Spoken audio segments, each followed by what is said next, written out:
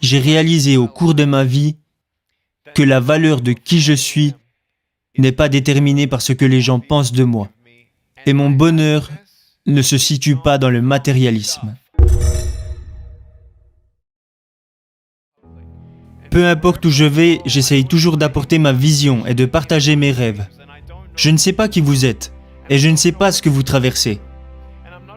Je ne suis pas le genre de gars à dire que je traverse quelque chose de pire que vous.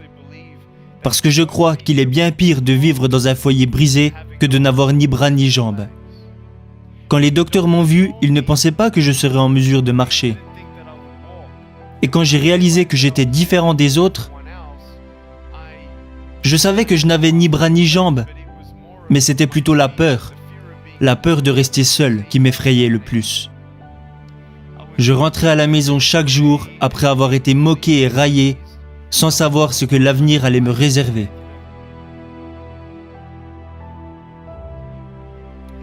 Je n'aurais jamais imaginé devenir la personne que je suis aujourd'hui.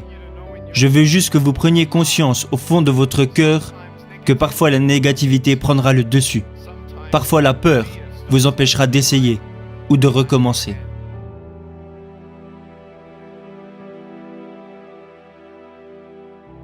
Les encouragements vous rapprocheront toujours de la vérité, de qui vous pouvez être et de ce que vous pouvez faire.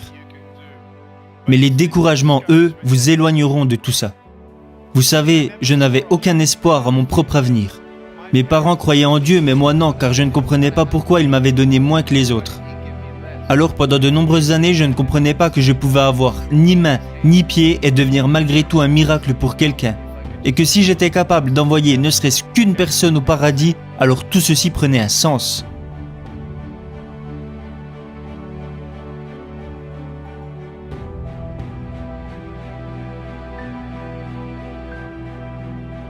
Ce que vous devez comprendre, c'est que lorsque vous ne voyez pas où la vie veut vous amener, vous devez absolument faire la différence entre la vérité et les mensonges. Et le premier thème que je veux aborder est votre valeur. Qui êtes-vous? Oh, tu es moche, abandonne. Tu ne deviendras jamais quelqu'un. Tu ne trouveras jamais de travail, tu ne te marieras jamais, tu resteras seul pour toujours, tu seras toujours dépendant de tes parents, tu ne feras jamais rien. Nick, laisse tomber. Avez-vous déjà pensé à abandonner? Était-ce à cause de ce que les gens disaient de vous? Pourquoi vous inquiétez-vous tant de ce que les gens disent de vous? Pourquoi accordez-vous tant d'importance à votre apparence? Laissez-moi vous demander, pensez-vous que je suis assez cool pour devenir votre ami? Oh, merci beaucoup. Mais je n'ai ni bras ni jambes. Ça n'a pas d'importance, pas vrai? Alors si notre apparence n'a pas d'importance, pourquoi continuons-nous de nous moquer et de blesser les autres par nos paroles, si tout ceci n'a pas d'importance? Ce qui fait notre valeur n'est pas l'image que nous renvoyons. Beaucoup d'hommes pensent que leur valeur est déterminée par la somme d'argent qu'ils peuvent ramener à la maison. C'est faux. Je préférerais toujours être un homme pauvre qui n'a jamais blessé personne plutôt qu'un homme riche qui a fait de la peine à une personne. Cela ne veut pas dire que je me considère parfait. Cela veut juste dire que l'argent ne définira jamais qui je suis. Je rencontre beaucoup de politiciens à travers le monde et je leur demande souvent: comment pouvez-vous espérer honorer votre pays si vous n'êtes même pas capable d'honorer votre femme? Vous devez honorer votre femme avant d'honorer votre pays et vous devez d'abord être un bon père pour vos propres enfants avant de pouvoir mener les générations futures.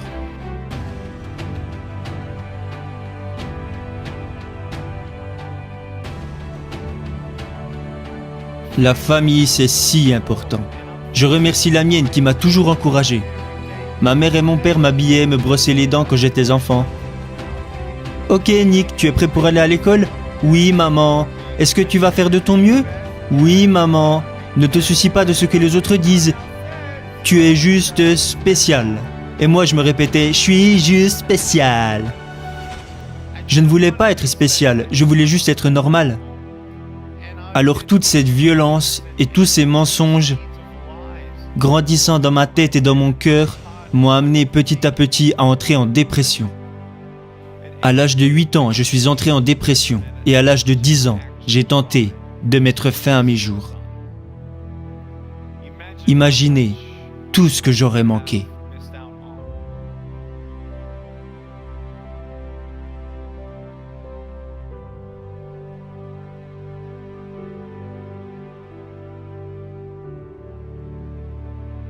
N'abandonnez pas. Je sais que vous avez été blessé, comme la plupart d'entre nous. Mais vous ne savez pas quels miracles peuvent apparaître de vos blessures, tant que vous ne donnez pas à vos blessures une chance.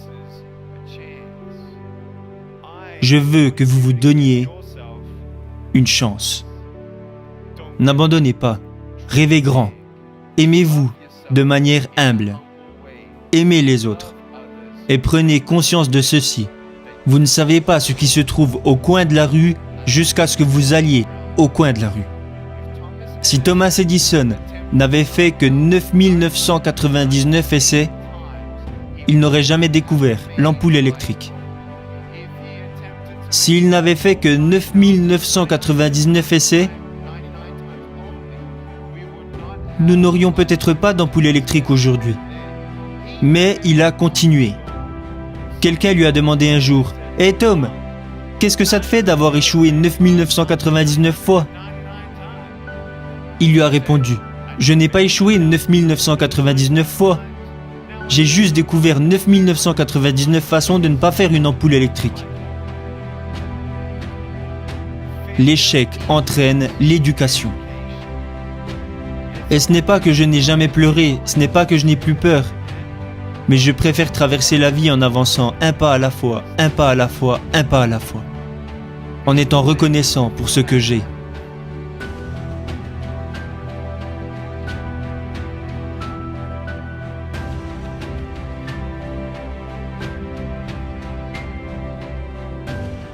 Vous ne pouvez pas tout changer. Vous ne pouvez pas changer la façon dont les autres se sentent.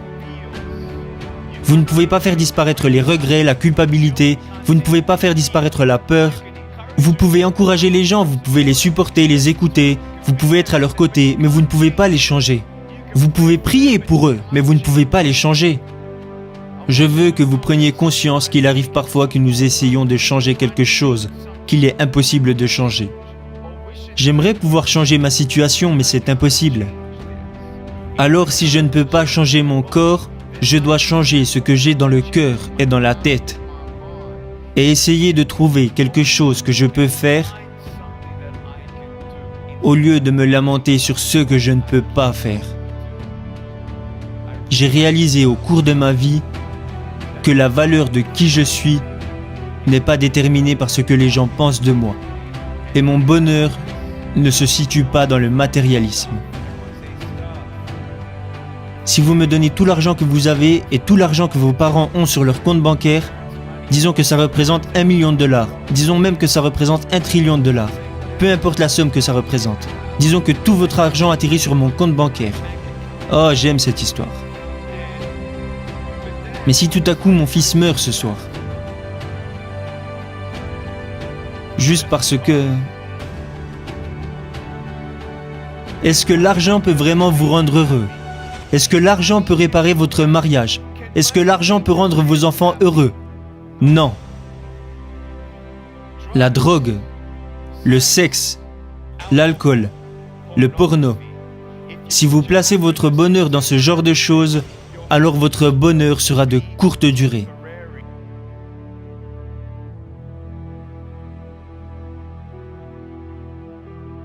Vous n'avez pas à être quelqu'un que vous n'êtes pas. Vous devez juste être vous-même.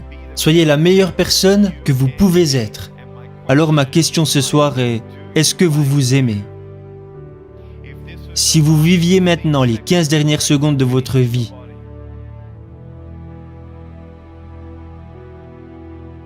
plus que 10 secondes, qui n'avez-vous pas pris dans vos bras depuis longtemps? Qui n'avez-vous pas remercié depuis trop longtemps? À qui n'avez-vous pas dit pardon? Qui avez-vous oublié que vous n'auriez pas dû oublier? Vivez chaque instant comme si c'était le dernier. Soyez la meilleure personne que vous pouvez devenir. Atteignez vos objectifs, accomplissez vos rêves. Mais à la fin, quand ce sera l'heure de vos funérailles, tout ce qui aura de l'importance c'est qui vous aurez été, et non ce que vous aurez fait. Qui vous êtes peut changer des vies, bien plus que ce que vous avez fait. Et si vous pouvez réunir ces deux concepts ensemble, alors vous êtes sur la bonne voie. Rêvez grand, N'abandonnez pas. Quand vous savez pourquoi vous faites ce que vous faites, le courage prend le dessus sur toutes vos peurs. Pourquoi je ne saute pas de cette table ? Parce que ce serait une idée stupide. Mais si j'étais sur cette table et qu'il n'y avait personne dans la salle et qu'il y avait un incendie, pensez-vous que cette idée de sauter serait une si mauvaise idée ? Quand vous savez pourquoi vous faites ce que vous faites, vous le faites. Apeuré ou pas, effrayé ou pas, j'arrive et j'avance. Vous voulez savoir qui m'a inspiré à devenir conférencier ? Ce n'était pas ma mère, ce n'était pas mon père, ce n'était pas ma famille. C'était l'agent d'entretien de mon lycée. Le gars qui nettoyait les toilettes au lycée a changé ma vie. Il me regardait un jour et il m'a dit « Nick, tu devrais donner des conférences ». Et je lui ai dit « Mais t'es dingue ». J'ai commencé à partager mon histoire devant des petits groupes à cause de lui. Il m'a forcé, il était en train de me tordre le bras, alors j'ai dû dire oui. Alors quand je me suis retrouvé à parler devant 300 étudiants de deuxième année pendant 7 minutes, et qu'au bout de 3 minutes la moitié des filles étaient en pleurs, j'étais si nerveux, mes mains étaient moites. Je les regardais et elles n'arrêtaient pas de pleurer, alors j'ai dû faire une pause. L'une d'elles est venue me voir et m'a dit « Excusez-moi de vous interrompre, mais puis-je vous prendre dans mes bras ?» Alors toutes les personnes qui pleuraient sont venues me faire un câlin. Je disais « Merci beaucoup à vous. Personne ne m'avait jamais montré autant d'affection. Personne ne m'avait jamais dit que j'étais beau à ma façon. » Voilà comment j'ai su que j'allais devenir conférencier.